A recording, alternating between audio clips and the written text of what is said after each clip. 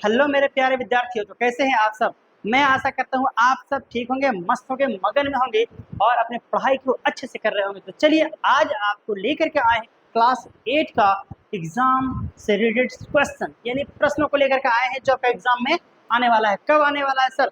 2026 में आपका एग्जाम में आने वाला है। झारखंड बोर्ड के जो बच्चे तैयारी कर रहे हैं उनके लिए काफी हेल्प होने वाला है और आपको जो एग्जाम में जो सवाल देने वाला हूँ मैं, वो आपको एग्जाम में आने वाला है। उससे बाहर एग्जाम में नहीं आने वाला है। क्लास 8 का वह है कोशिका चैप्टर नंबर 1 से। कहाँ? विज्ञान का चैप्टर नंबर 1 से आज हम बात करने वाले हैं। क्लास 8 का होने वाला है इंपॉर्टेंट क्वेश्चन यानी कि महत्वपूर्ण सवाल कितना? 25। चलिए स्टार्ट करते हैं बिना टाइम वेस्ट किए। वीडियो को जल्दी से स्टार्ट करते हैं ताकि आपको क्लास करने में मजा आए। ठीक है, चलिए आगे हम लोग फर्स्ट सवाल पर देखिए। ये हमारा पहला सवाल है। मेरे लाल लाल ये समझने की कोशिश कीजिएगा, आराम आराम से आपको समझाएंगे, ध्यान पूर्वक देखिएगा। कहता है पहला सवाल, कोशिका की खोज किसने किया? किसका? कोशिका का किसका खोज? कोशिका का खोज किसने की थी? तो पहला ही आपका राइट आंसर हो जाएगा मेरा लाल लालियो, वो होगा ए। कौन होगा? ए, रॉबर्ट हुक ने। किसने किया था? रॉबर्ट हुक ने किया था। किसने? रॉबर्ट हुक ने। किसका खोज? कोशिका का। तो याद रखिएगा इस बात पर भी कि कोशिका का खोज जिसने किया था ना, रॉबर्ट हुक, वो मृत कोशिका का खोज किया था। किसका? मृत कोशिका का खोज किया था, सबसे पहले किया था। सबसे पहले खोज किया था मृत कोशिका का खोज किसने? रॉबर्ट हुक ने। ठीक है, याद रखिएगा। चलिए चलिए अब बात करेंगे नेक्स्ट पॉइंट, नेक्स्ट सवालों पर चलेंगे, चर्चा करेंगे। देखिए हमारा नेक्स्ट सवाल क्या कहता है, कोशिका को जीवन की मूल इकाई क्यों कहा जाता है? मूल इकाई क्यों कहते हैं? किसको? कोशिका को क्यों कहते हैं, ये पूछता है मेरे लाल लालियो। तो आपका राइट आंसर जो होगा ना, वो बी होगा। क्या हो जाएगा? बी। क्या कहेगा? यह सभी जीवों की रचना करता है। क्या करता है? सभी रचनाओं को रचना करता है और कार्य की इकाई है। क्या है? कार्य की इकाई है। जितना भी जीव है, जितना भी लोग, उनकी रचना, डिजाइन, आकार देने का काम करता है कौन? कोशिका। और उस क्रियात्मक यानी कार्य करने की क्षमता को बनाता है कौन? कोशिका। इसलिए कहा गया है रचनात्मक मूल्यों का इकाई किसको? कोशिका को। अब देखिए नेक्स्ट सवाल, सवाल नंबर नेक्स्ट देखिए। कहता क्या है सवाल? कहता है मेरा लाल लालियो, पादप कोशिका में कौन सा अंगकाय नहीं पाए जाते हैं? देखो सवाल ध्यान पड़ेगा, यहाँ पर अंगकाय नहीं पाए जाते हैं। सो कारण नहीं पाए जाते हैं, अंगकाय नहीं पाए जाते हैं। तो नाभिक पाया जाता है, कोशिका भित्ति पाया जाता है और माइक्रो क्लोरोप्लास्ट भी पाया जाता है। यानी क्या नहीं पाया जाता है? तो पाया ये नहीं जाता है नंबर सी, वह है सेंट्रियोल। क्या नहीं पाया जाता है? सेंट्रियोल नहीं पाया जाता है। कहाँ पर? तो पादप कोशिका में। कहाँ पर नहीं पाया जाता है? पादप कोशिका में। क्या नहीं पाया जाता है? तो सेंट्रियोल नहीं पाया जाता है। आंसर आपका सी होगा। ओके, चलिए अब चलते हैं मेरा लाल लालियो अगला सवाल। क्या प्रश्न अगला कहता है? देखो अगला सवाल कहता है शक्तिगृह। क्या? शक्तिगृह इंग्लिश में पावर हाउस किसे कहते हैं? शक्तिगृह या पावर हाउस किसे कहते हैं? तो आपका राइट जो आंसर होगा ना, वो होगा नाभिक। क्या होगा? नाभिक को ही शक्तिगृह कहते हैं। याद रखिएगा। नेक्स्ट चलते हैं।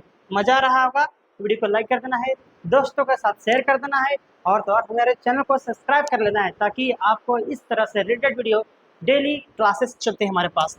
चलिए आते हैं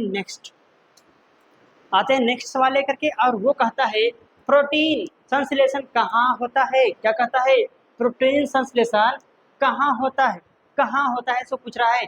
तो आपका जो राइट आंसर होगा वो होगा राइबोसोम में। कहाँ होता है? राइबोसोम में प्रोटीन संश्लेषण होता है। याद रखिएगा। कहाँ होता है मेरा लाल लालियो? तो राइबोसोम में होता है। क्या होता है? तो होता है प्रोटीन संश्लेषण। क्या होता है? प्रोटीन संश्लेषण। अब चलते हैं अगला सवाल की तरफ। सवाल नंबर नेक्स्ट का आता है कोशिका सिद्धांत किसने दिया था? कोशिका का सिद्धांत किसने दिया था? ये कहता है। देखो आगे आगे क्या होता है। तो इसमें जो राइट आंसर होगा मेरा लाल लियो, वो होगा बी। बी क्या बोलता है? स्लाइडेन और स्वान। स्लाइडेन और स्वान जो है वो कोशिका का सिद्धांत दिए थे। ठीक है मेरा लाल लियो। आगे देखो, एग्जाम में आएगा तो घोर के पी जाना है। एग्जाम में आएगा तो एकदम धड़ल्ले से आंसर मारना है और अगर कहीं डॉट रह जाए, समझ में ना आए तो कमेंट में पूछ लेना है ताकि कलाम सर आपको पूरा विस्तार से बता सके। तो नेक्स्ट सवाल की बात करें तो कोशिका का नियंत्रण केंद्र, कोशिका का नियंत्रण केंद्र क्या क्या कहलाता है? जो नियंत्रण करता है, कंट्रोल करता है, वो क्या कहलाता है? तो आपका राइट आंसर जो होने वाला है मेरे लाला लियो, वो होने वाला है नाभिक। नाभिकीय होगा तो नाभिकीय में कौन सा? तो केंद्रक। कौन सा होगा? तो केंद्रक होगा, याद रखना केंद्रक। ठीक है, केंद्रक होगा नाभिकीय। ठीक है, अब चलो नेक्स्ट अगला सवाल देख तो क्या कहता है मेरा लाला लियो। अगला सवाल कहता है क्लोरोप्लास्ट में कौन सा वर्णक पाया जाता है? कहाँ पर? क्लोरोप्लास्ट में। कहाँ पूछ रहा है?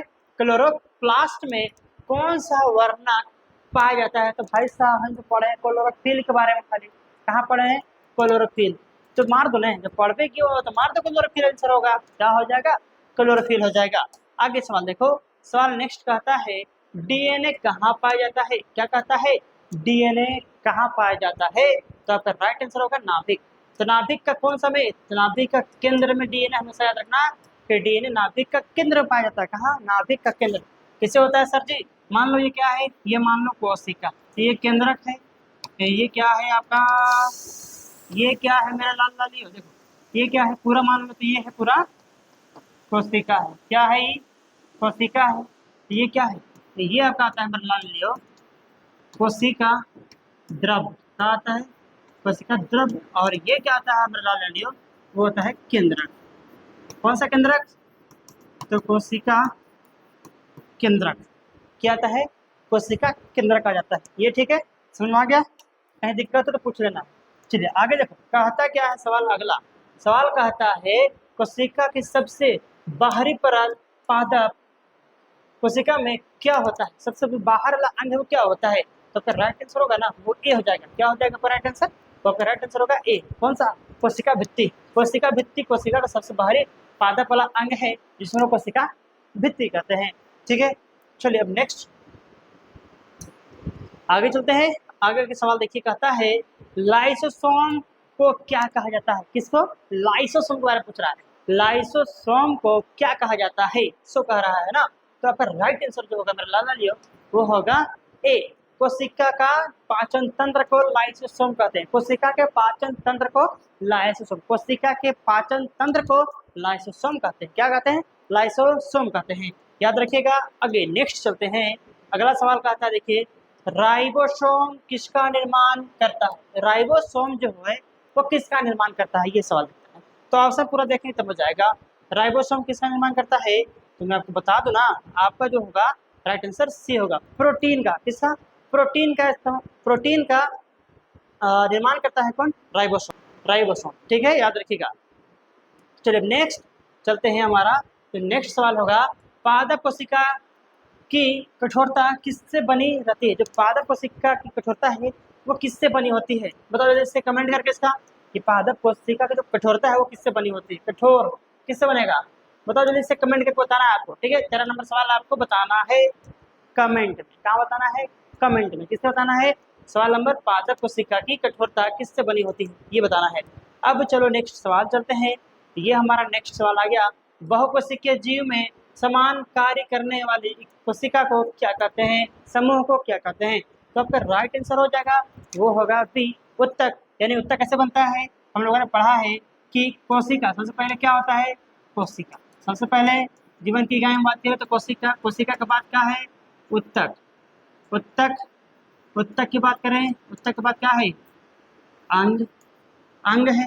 अंग की बात करें तो अंग तंत्र है। अंग तंत्र, अंग तंत्र है, अंग तंत्र है। ठीक है, अंग तंत्र के बाद बात करें तो क्या है? वो है हमारा जीव। क्या है? हमारा जीव है मेरा लाल लियो। तो बात करें कोशिका, तो एक कोशिका से नहीं कभी बहुत सारे कोशिकाओं से मिलकर बनता है तो उसे कहते हैं उत्तक। क्या बनता है? उत्तक। जब बहुत सारे उत्तक मिलकर बनेंगे तो क्या बनेंगे? अंग का निर्माण करेंगे। अब यही अंग निकालेंगे तो क्या बनेंगे? अंग तंत्र का निर्माण करेंगे। और जब यही अंग तंत्र एक जीव का निर्माण करेंगे तो ये हमारा चक्र है जीवन का जिससे हम बनते हैं। ठीक है, चलिए आगे चलते हैं मेरा लाल लाल। अगला सवाल कहता है क्या? देखो अगला सवाल कहता है माइटोकॉन्ड्रिया का मुख्य कार्य क्या है? किसका? माइटोकॉन्ड्रिया का मुख्य कार्य क्या है ये पूछता है। माइटोकॉन्ड्रिया का मुख्य कार्य क्या है?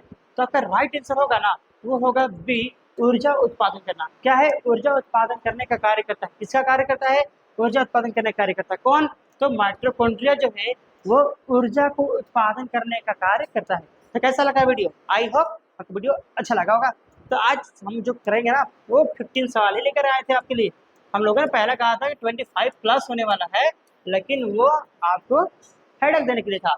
आपका 15 सवाल था ही। 15 सवाल में आपको एग्जाम में 3 से 4 सवाल यहाँ से बन जाएंगे। बस इतना ही पढ़ो, ज़्यादा पढ़ क्या करोगे, जितना जरूरत उतना पढ़ो, है कि नहीं।